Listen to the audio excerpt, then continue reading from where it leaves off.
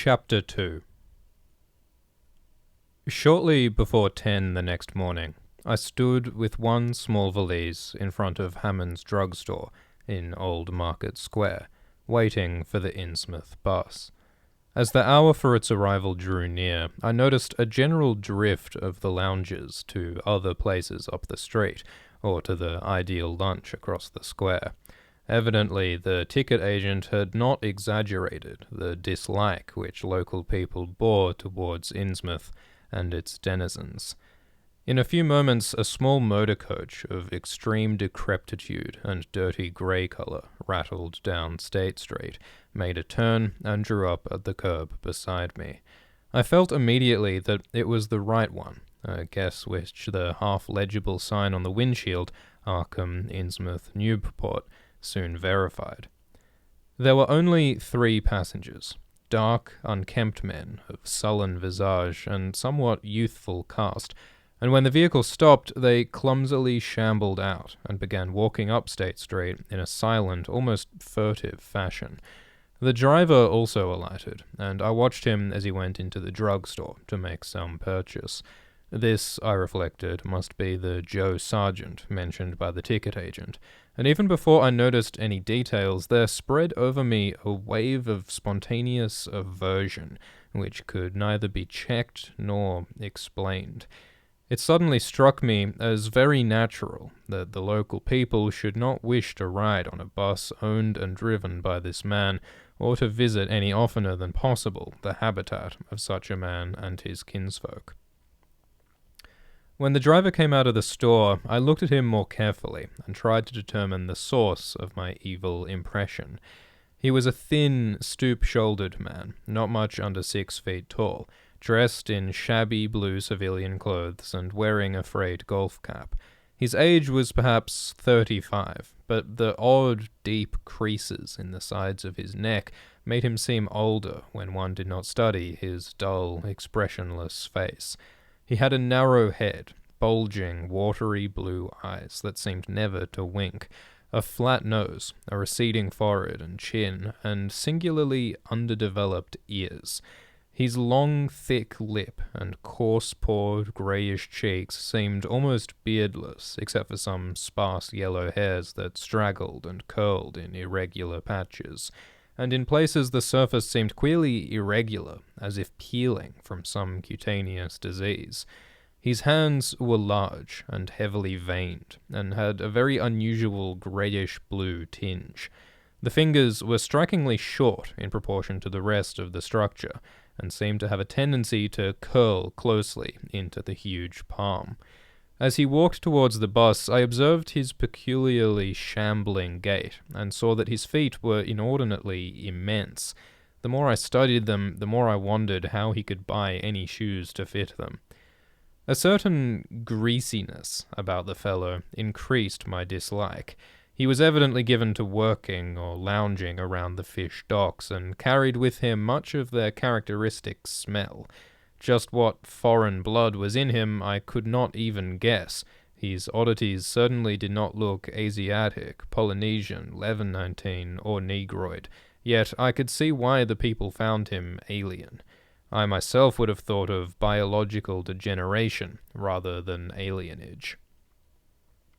I was sorry when I saw there would be no other passengers on the bus.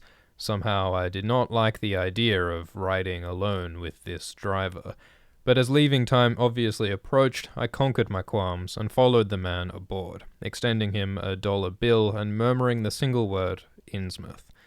He looked curiously at me for a second, as he returned 40 cents change without speaking. I took a seat far behind him, but on the same side of the bus, since I wished to watch the shore during the journey. At length, the decrepit vehicle started with a jerk, and rattled noisily past the old brick buildings of State Street, amidst a cloud of vapor from the exhaust. Glancing at the people on the sidewalks, I thought I detected in them a curious wish to avoid looking at the bus, or at least a wish to avoid seeming to look at it. Then we turned to the left into High Street, where the going was smoother, flying by stately old mansions of the early Republic and still older colonial farmhouses, passing the Lower Green and Parker River, and finally emerging into a long, monotonous stretch of open shore country. The day was warm and sunny, but the landscape of sand and sedge-grass and stunted shrubbery became more and more desolate as we proceeded. Out the window, I could see the blue water and the sandy line of Plum Island, and we presently drew very near the beach as our narrow road veered off the main highway to Rowley and Ipswich. There were no visible houses, and I could tell by the state of the road that traffic was very light hereabouts. The weather-worn telephone poles carried only 2 wires. Now and then we crossed crude wooden bridges over tidal creeks that wound far inland and promoted the general isolation of the region. Once in a while I noticed dead stumps and crumbling foundation walls above the drifting sand, and recalled the old tradition quoted in one of the histories I had read, that this was once a fertile and thickly settled countryside. The change, it was said, came simultaneously with the Innsmouth epidemic of 1846, and was thought by simple folk to have a dark connection with hidden forces of evil. Actually, it was caused by the unwise cutting of woodlands near the shore, which robbed the soil of the best protection and opened the way for waves of wind-blown sand. At last, we lost sight of Plum Island, and saw the vast expanse of the open Atlantic on our left. Our narrow course began to climb steeply, and I felt a singular sense of disquiet in looking at the lonely crest ahead, where the rutted roadway met the sky. It was as if the bus were about to keep on in its ascent, leaving the sane earth altogether and merging with the unknown arcana of upper air and cryptical sky. The smell of the sea took on ominous implications, and the silent driver's bent, rigid back and narrow head became more and more hateful. As I looked at him, I saw that the back of his head was almost as hairless as his face, having only a few straggling yellow strands upon a grey scarbrous surface. Then we reached the crest, and beheld the outspread valley beyond, where the Monoxet joins the sea, just north of the long line of cliffs that culminate in Kingsport Head and veer off towards Cape Ann. On the far misty horizon I could just make out the dizzy profile of the head, topped by the queer ancient house of which so many legends are told, but for the moment all my attention was captured by the nearer panorama just below me. I had, I realized, come face to face with rumour-shadowed Innsmouth. It was a town of wide extent and dense construction, yet one with a portentous dearth of visible life. From the tangle of chimney pots scarcely a wisp of smoke came, and 3 tall steeples loomed stark and unpainted against the seaward horizon. One of them was crumbling down at the top, and in that and another there were only black gaping holes where clock dials should have been. The vast huddle of sagging gambrel roofs and peaked gables conveyed with offensive clearness the idea of wormy decay, and as we approached along the now descending road I could see that many roofs had wholly caved in. There were some large square Georgian houses too, with hipped roofs, cupolas, and railed widows' walks. These were mostly well back from the water, and 1 or 2 seemed to be in moderately sound condition. Stretching inland from among them, I saw the rusted, grass-grown line of the abandoned railway, with leaning telegraph poles, now devoid of wires, and the half-obscured lines of the old carriage roads to Rowley and Ipswich. The decay was worst close to the waterfront, though in its very midst I could spy the white belfry of a fairly well-preserved brick structure, which looked like a small factory. The harbour, long clogged with sand, was enclosed by an ancient stone breakwater, on which I could begin to discern the minute forms of a few seated fishermen, and at whose end were what looked like the foundations of a bygone lighthouse. A sandy tongue had formed inside this barrier, and upon it I saw a few decrepit cabins, moored dories, and scattered lobster pots. The only deep water seemed to be where the river poured out past the belfried structure and turned southward to join the ocean at the breakwater's end. Here and there, the ruins of wharves jutted out from the shore to end in indeterminate rottenness, those farthest south seeming the most decayed. And far out at sea, despite a high tide, I glimpsed a long black line scarcely rising above the water, yet carrying a suggestion of odd latent malignancy. This, I knew, must be Devil Reef. As I looked, a subtle, curious sense of beckoning seemed superadded to the grim repulsion, and oddly enough, I've found this overtone more disturbing than the primary impression. We met no one on the road, but presently began to pass deserted farms in varying stages of ruin. Then I noticed a few inhabited houses with rags stuffed in the broken windows, and shells and dead fish lying about the littered yards. Once or twice I saw listless-looking people working in barren gardens or digging clams on the fishy-smelling beach below, and groups of dirty, simian-visaged children playing around weed-grown doorsteps. Somehow these people seemed more disquieting than the dismal buildings, for almost every one had certain peculiarities of face and motions which I instinctively disliked without being able to define or comprehend them. For a second, I thought this typical physique suggested some picture I had seen, perhaps in a book, under circumstances of particular horror or melancholy, but this pseudo-recollection passed very quickly. As the bus reached a lower level, I began to catch the steady note of a waterfall through the unnatural stillness. The leaning, unpainted houses grew thicker, lined both sides of the road, and displayed more urban tendencies than did those we were leaving behind. The panorama ahead had contracted to a street scene, and in spots I could see where a cobblestone pavement and stretches of brick sidewalk had formerly existed. All the houses were apparently deserted, and there were occasional gaps where tumble-down chimneys and cellar walls told of buildings that had collapsed. Pervading everything was the most nauseous, fishy odor imaginable. Soon, cross streets and junctions began to appear, those on the left leading to shoreward realms of unpaved squalor and decay, while those on the right showed vistas of departed grandeur. So far I had seen no people in the town, but there now came signs of a sparse habitation, curtained windows here and there, and an occasional battered motor car at the curb. Pavement and sidewalks were increasingly well defined, and though most of the houses were quite old, wood and brick structures of the early 19th century, they were obviously kept fit for habitation. As an amateur antiquarian, I almost lost my olfactory disgust and my feeling of menace and repulsion amidst this rich, unaltered survival from the past. But I was not to reach my destination without one very strong impression of poignantly disagreeable quality. The bus had come to a sort of open concourse or radial point with churches on two sides, and the bedraggled remains of a circular green in the centre, and I was looking at a large pillared hall on the right-hand junction ahead.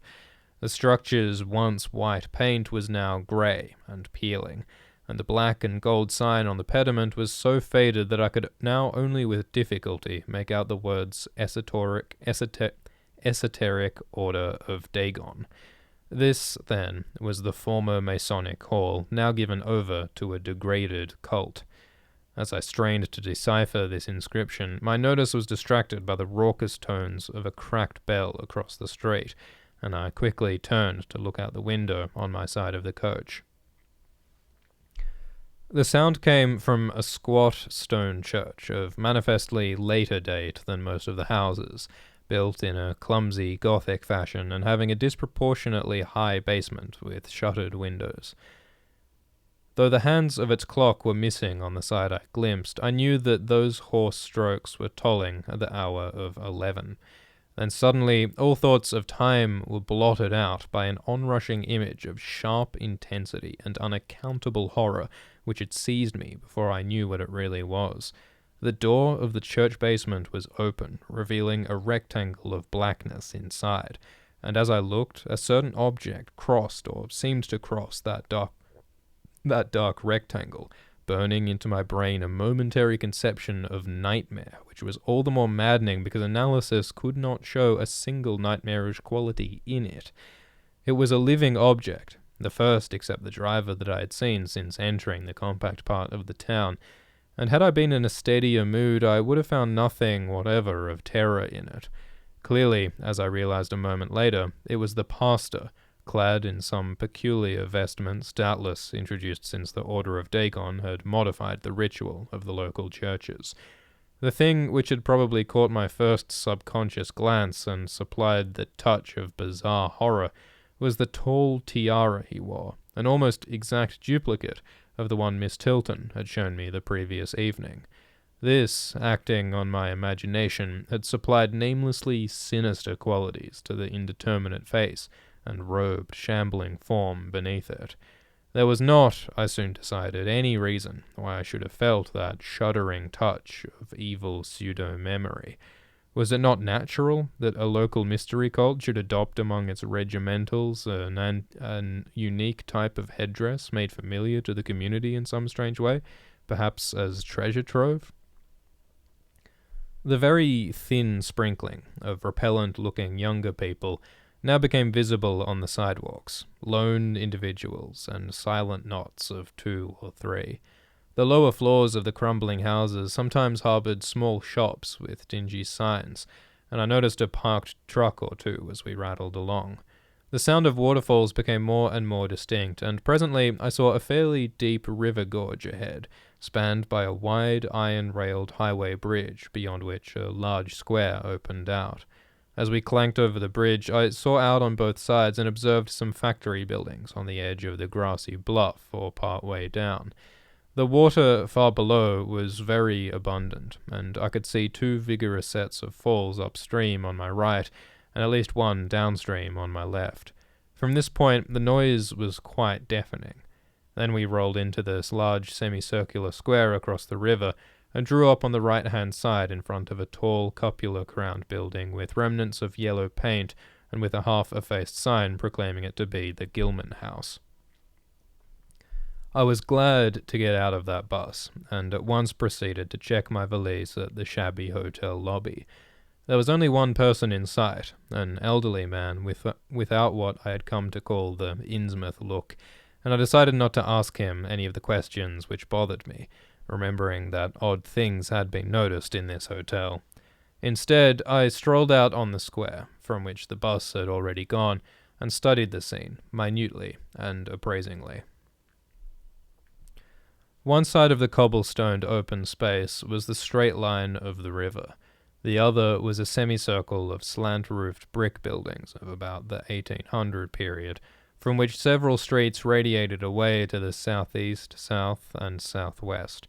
Lamps were depressingly few and small, all low-powered incandescents, and I was glad that my plans called for departure before dark, even though I knew the moon would be bright. The buildings were all in fair condition, and included perhaps a dozen shops in current operation, of which one was a grocery of the First National chain, others a dismal restaurant, a drugstore, and a wholesale fish dealer's office, and still another, at the eastward extremity of the square, near the river, an office of the town's only industry, the Marsh Refining Company. There were perhaps 10 people visible, and 4 or 5 automobiles and motor trucks stood scattered about. I did not need to be told that this was the civic centre of Innsmouth. Eastward I could catch blue glimpses of the harbour, against which rose the decaying remains of 3 once beautiful Georgian steeples. And towards the shore on the opposite bank of the river I saw the white belfry surmounting what I took to be the Marsh Refinery. For some reason or other, I chose to make my first inquiries at the chain grocery, whose personnel was not likely to be native to Innsmouth. I found a solitary boy of about 17 in charge, and was pleased to note the brightness and affability which promised cheerful information. He seemed exceptionally eager to talk, and I soon gathered that he did not like the place, its fishy smell, or its furtive people. A word with any outsider was a relief to him. He hailed from Arkham, boarded with a family who came from Ipswich, and went back whenever he got a moment off. His family did not like him to work in Innsmouth, but the chain had transferred him there, and he did not wish to give up his job. There was, he said, no public library or chamber of commerce in Innsmouth, but I could probably find my way about. The street I had came down was Federal. West of that were the fine old residence streets, Broad, Washington, Lafayette, and Adams, and east of it were the Shorewood slums. I was in these slums along Main Street that I would find the old Georgian churches, but they were all long abandoned. It would be well not to make oneself too conspicuous in such neighborhoods, especially north of the river, since the people were sullen and hostile. Some strangers had even disappeared. Certain spots were almost forbidden territory, as he had learned at considerable cost. One must not, for example, linger much around the Marsh refinery, or around any of the still-used churches, or around the pillared Order of Dagon Hall at New Church Green. Those churches were very odd, all violently disavowed by their respective denominations elsewhere, and apparently using the queerest kind of ceremonials and clerical vestments. Their creeds were heterodox and mysterious, involving hints of certain marvelous transformations leading to bodily immortality of a sort on this earth. The youth's own pastor, Dr. Wallace of Asbury M.E. Church in Arkham, had gravely urged him not to join any church in Innsmouth. As for the Innsmouth people, the youth hardly knew what to make of them. They were as furtive and seldom seen as animals that live in burrows, and one could hardly imagine how they passed the time apart from their desultory fishing. Perhaps, judging from the quantities of bootleg liquor they consumed, they lay for most of the daylight hours in an alcoholic stupor. They seemed sullenly banded together in some sort of fellowship and understanding, despising the world as if they had access to other, more preferable spheres of entity. Their appearance, especially those staring, unwinking eyes which no one ever saw shut, was certainly shocking enough, and their voices were disgusting. It was awful to hear them chanting in their churches at night, and especially during their main festivals or revivals, which fell twice a year on April 30th and October 31st. They were very fond of the water, and swam a great deal in both river and harbour. Swimming races out to Devil Reef were very common, and everyone in sight seemed well able to share in this arduous sport. When one came to think of it, it was generally only rather young people who were seen about in public, and of these the oldest were apt to be the most tainted-looking. When exceptions did occur, they were mostly persons with no trace of aberrancy, like the old clerk at the hotel. One wondered what became of the bulk of the older folk, and whether the Innsmouth look were not a strange and insidious disease phenomenon which increased its hold as years advanced. Only a very rare affliction, of course, could bring about such vast and radical anatomical changes in a single individual after maturity, changes invoking osseous factors as basic as the shape of the skull. But then, even this aspect was no more baffling and unheard of than the visible features of the malady as a whole. It would be hard, the youth implied, to form any real conclusions regarding such a matter, since one never came to know the natives personally, no matter how long one might live in Innsmouth. The youth was certain that many specimens, even worse than the worst visible ones, were kept locked indoors in some places. People sometimes heard the queerest kind of sounds. The tottering waterfront hovels north of the river were reputedly connected by hidden tunnels, being thus a veritable warren of unseen abnormalities. What kind of foreign blood, if any, these beings had, it was impossible to tell. They sometimes kept certain especially repulsive creatures out of sight when government and others from the outside world came to town. It would be no use, my informant said, to ask the natives anything about the place. The only one who would talk was a very aged but normal-looking man who lived at the poorhouse on the north rim of the town and spent his time walking about or lounging around the fire station. This hoary character, Zadok Allen, was 96 years old and somewhat touched in the head, besides being the town drunkard. He was a strange, furtive creature who constantly looked over his shoulder as if afraid of something, and when sober, could not be persuaded to talk at all with strangers. He was, however, unable to resist any offer of his favourite poison, and once drunk, would furnish the most astonishing fragments of whispered reminiscence. After all, though, little useful data could be gained from him, since his stories were all insane, incomplete hints of impossible marvels and horrors, which could have no source save his own disordered fancy. Nobody ever believed him, but the natives did not like him to drink and talk with strangers, and it was not always safe to be seen questioning him. It was probably from him that some of the wildest popular whispers and delusions were derived.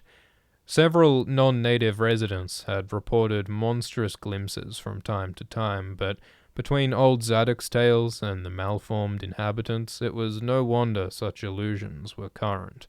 None of the non-natives ever stayed out late at night, there being a widespread impression that it was not wise to do so. Besides, the streets were loathsomely dark.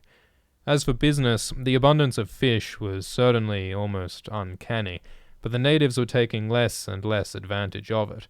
Moreover, prices were falling and competition was growing. Of course, the town's real business was the refinery, whose commercial office was on the square only a few doors east of where we stood. Old Man Marsh was never seen, but sometimes went to the works in a closed, curtained car.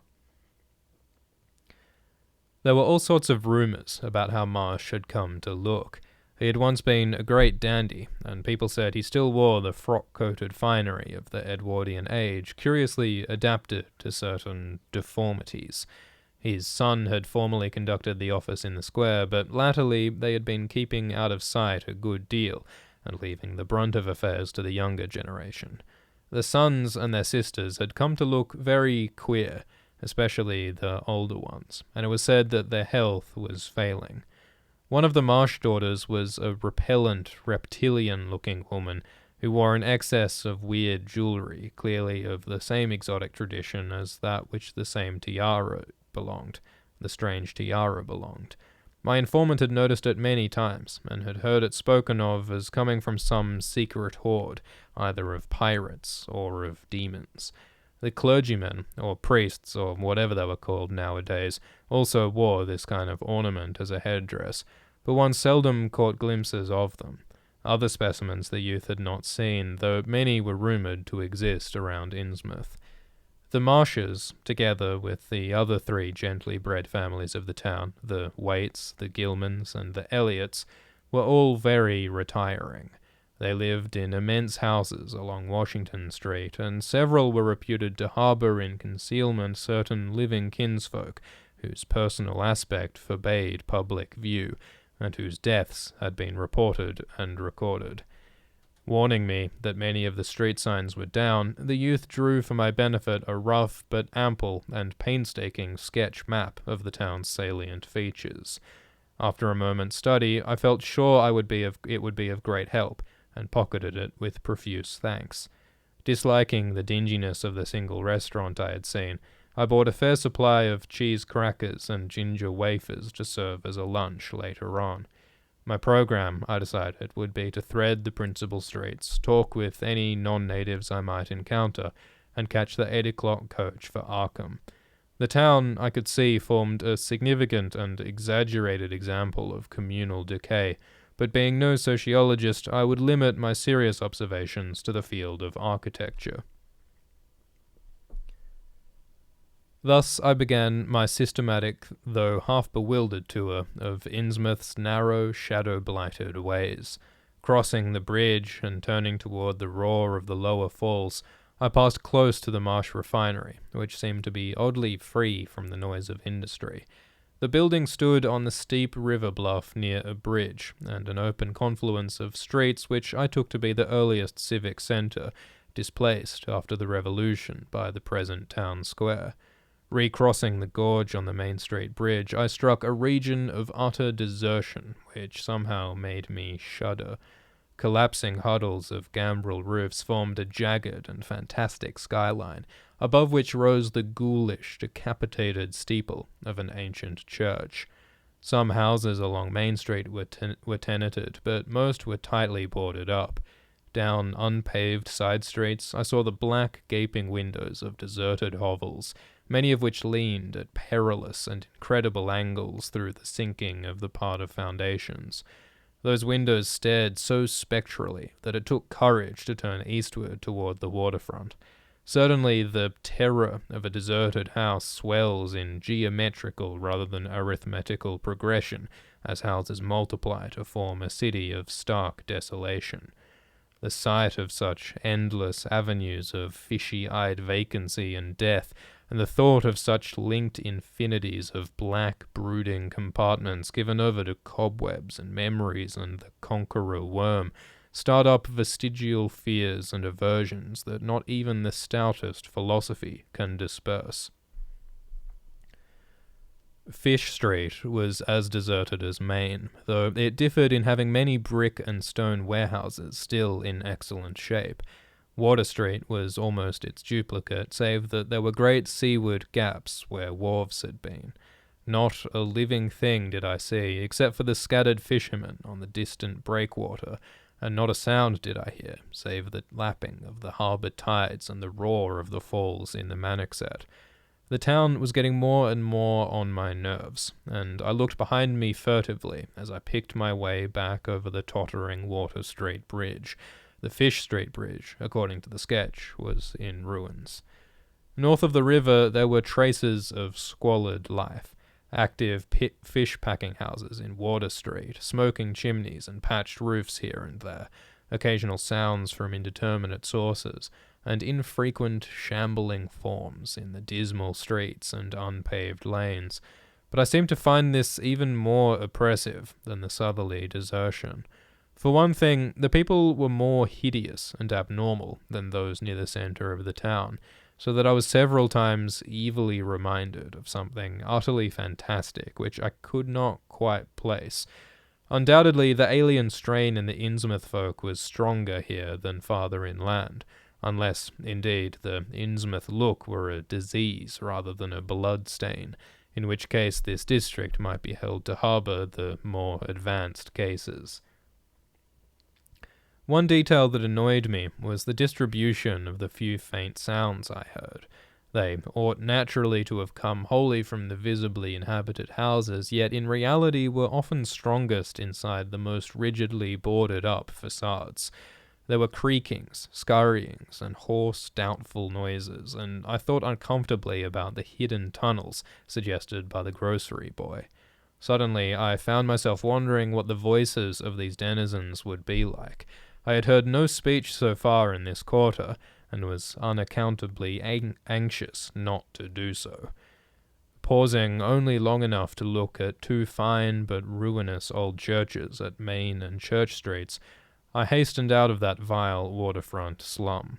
My next logical goal was New Church Green, but somehow or other I could not bear to repass the church in whose basement I had glimpsed the inexplicably frightening form of that strangely diademed priest or pastor. Besides, the grocery youth had told me that churches, as well as the Order of Dagon Hall, were not advisable neighborhoods for strangers. Accordingly, I kept north along Main to Martin, and then turning inland, crossing Federal Street safely north of the Green, and entering the decayed patrician neighborhood of Northern Broad, Washington, Lafayette, and Adams Streets. Though these stately old avenues were ill-surfaced and unkempt, their elm-shaded dignity had not entirely departed. Mansion after mansion claimed my gaze, most of them decrepit and boarded up amidst neglected grounds, but one or two in each street showing signs of occupancy. In Washington Street there was a row of 4 or 5 in excellent repair, and with finely tended lawns and gardens.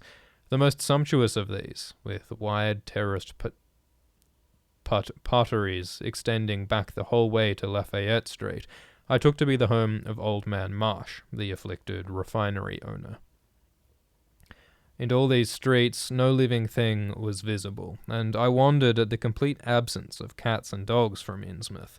Another thing which puzzled and disturbed me, even in some of the best preserved mansions, was the tightly shuttered condition of many third-story and attic windows.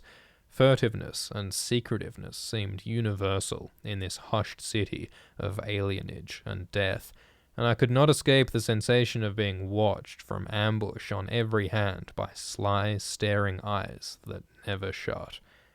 I shivered as the cracked stroke of 3 sounded from a belfry on my left. Too well did I recall the squat church from which these notes came. Following Washington Street toward the river, I now faced a new zone of former industry and commerce, noting the ruins of a factory ahead and seeing others, with the traces of an old railway station and covered railway bridge beyond, up the gorge on my right. The uncertain bridge now before me was posted with a warning sign, but I took the risk and crossed again to the south bank, where traces of life reappeared. Furtive, shambling creatures stared cryptically in my direction, and more normal faces eyed me coldly and curiously. Innsmouth was rapidly becoming intolerable, and I turned down Payne Street towards the square in hopes of getting some vehicle to take me to Arkham before the still distant starting time of that sinister bus. It was then that I saw the tumble-down fire station on my left, and noticed the red-faced, bushy-bearded, watery-eyed old man in nondescript rags who sat on a bench in front of it talking with a pair of unkempt but not abnormal-looking firemen. This, of course, must be Zadok Allen, the half-crazed, liquorish nonagenarian whose tales of old Innsmouth and its shadow were so hideous and incredible. End chapter 2.